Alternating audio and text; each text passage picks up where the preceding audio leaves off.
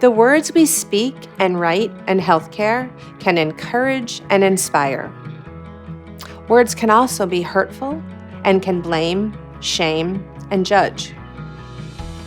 As a community, what we say and how we say it shape our relationships.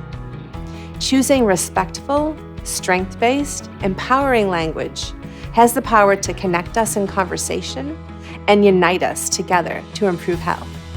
Let's talk about why language matters. As you think about language and word choice, what do you consider to be important? We need to change our mindset to putting the person first, not our agenda or what we want, but what the person needs. When we approach people with diabetes this way, the appropriate words fall into place because it no longer makes sense to use words like compliance, adherence, or control. Addressing patients from a cultural lens ensures that we understand the health beliefs, the practices, and how they understand and act under condition. Language goes beyond translation. It also needs to be mindful of the nuances of each culture.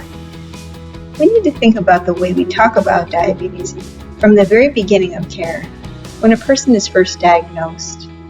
Talk to people with empathy for what a difficult job diabetes can be day in and day out. Let people know that you understand that there is an emotional impact.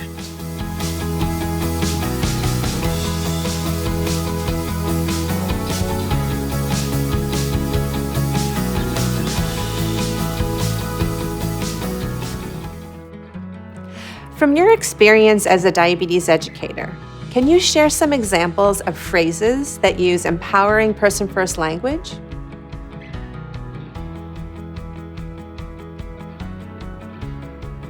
Words and phrases that put the person first include person with diabetes or person living with diabetes instead of diabetic.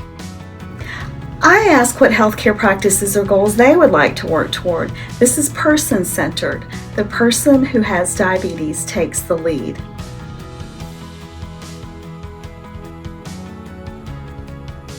Let's work together to make a treatment plan that you feel confident that you can do in your everyday life.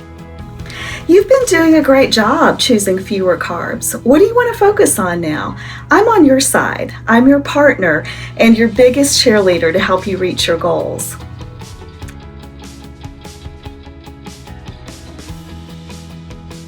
Ask them what's working and what's not working. Give them credit for what they have accomplished.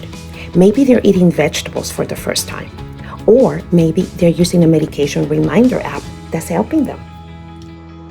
Just simply saying, "I appreciate you being here today," can really matter.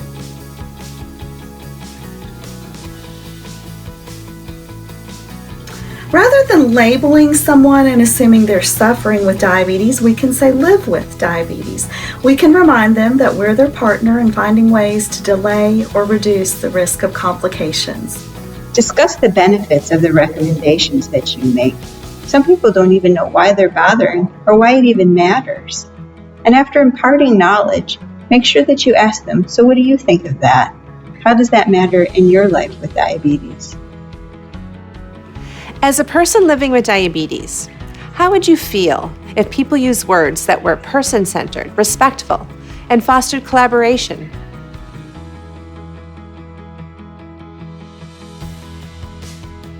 One of the best things a healthcare provider said to me was, "Let's figure out how diabetes works in your lifestyle."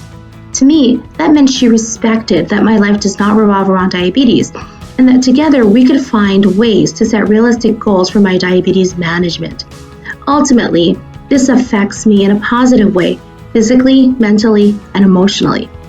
I would feel like they saw me as a person living with diabetes instead as a patient with diabetes. I will feel respect and like I am a part of a team that's helping me live a healthy life. I would feel like they understand that I'm the expert about my daily life with diabetes. I would feel respected and that my input matters. Language matters. Language matters.